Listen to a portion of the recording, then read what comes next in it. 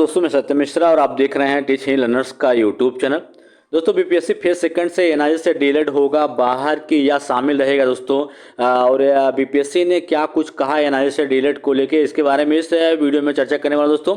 अगर आप मेरे चैनल पर नए हैं, चैनल को पहली बार विजिट कर रहे हैं तो सब्सक्राइब दोस्तों जरूर कर लीजिएगा। चलिए मैं बताता हूँ आपको कि बीपीएससी फेज सेकंड में एनआईए से डीलेड को लेके क्या कुछ खास है। दोस्तों सबसे पहले मैं आपको बता दूँ कि बीपीएससी TRE-1 में ऐसे अभ्यर्थी जो कि एनआईए से डीएलएड करने के बाद सेलेक्ट हुए हैं, ऐसे अभ्यर्थियों को लेकर जो ACS के पाठक हैं उनका बयान आता है कि उनके द्वारा कहा जाता है कि जो ज्वाइनिंग ले चुके हैं वो पूरी तरीके से सुरक्षित हैं। वो कहते हैं कि जिन्होंने ज्वाइनिंग ले लिया है वो पूरी तरीके से सुरक्षित हैं, लेकिन आगे आने वाली भर्ती प्रक्रिया में इनको मौका नहीं दिया जाएगा, क्योंकि सुप्रीम कोर्ट का ऐसा डिसीजन है। और जब सुप्रीम कोर्ट का डिसीजन आता है तो हर एक राज्य को इस डिसीजन को मानना ही पड़ता है। यही केस है, यही चीज़ें आपके बीएड में भी हुआ। वहाँ पे भी बीएड अभ्यर्थियों को पीआरटी से बाहर किया गया, फिर कई चीज़ें दोस्तों निकल के सामने आई, लेकिन अंततः यही हुआ कि बीएड अभ्यर्थियों को पीआरटी से बाहर होना पड़ा।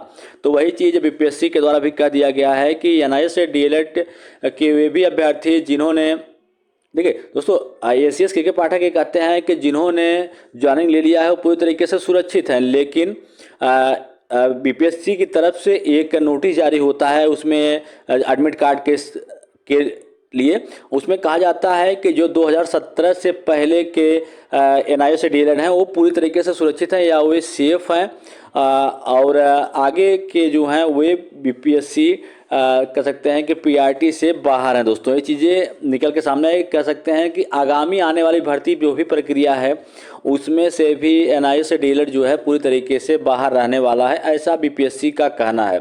क्योंकि बीपीएससी के द्वारा ये चीज़ें भी कही गई हैं कि जो पहले 2017 से पहले के एनआईए से डीएलएड के अप्रशिक्षित लोग हैं वे पूरी तरीके से सेफ हैं। कह सकते हैं कि वे अपना एडमिट कार्ड डाउनलोड करके एग्ज़ाम में शामिल हो सकते हैं, लेकिन उसके बाद के लोग अगर गलत दस्तावेज या गलत डॉक्यूमेंट दे के एडमिट कार्ड डाउनलोड कर लेते हैं या परीक्षा में शामिल होने की कोशिश करते हैं तो अगर पकड़े जाते हैं तो उनके खिलाफ बड़ी कार्रवाई होगी।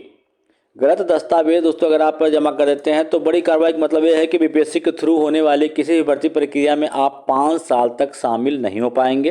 दोस्तों ये बड़ा कदम उठाया गया है बीपीएससी की तरफ से। तो अब दोस्तों ये चीज़ें क्लियर हो गई हैं कि जो एनआईए से डीएलएड के अभ्यर्थी हैं बीएड की तरह ये भी पीआरटी से बाहर हो गए, क्योंकि सुप्रीम कोर्ट का कहना था कि 2 वर्ष का जो डीएलएड कोर्स है और ये 18 मंथ का जो डीएलएड कोर्स है दोनों एक इक्वल नहीं हुए, इस कारण से इनको बाहर कर दिया गया है।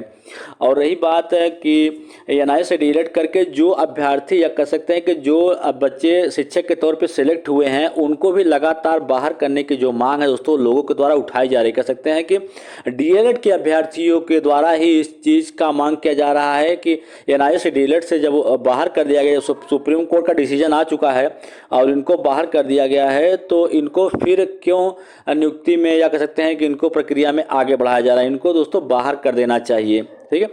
और रही बात अब इनको बाहर किया जाता है या इनको शामिल किया जाता है, लेकिन सप्लीमेंट्री रिजल्ट जो है इन बच्चों का जारी नहीं किया जाएगा, क्योंकि दोस्तों कहा गया है ना कि सुप्रीम कोर्ट का डिसीजन आ गया, अब उस डिसीजन को मानना पड़ेगा। अब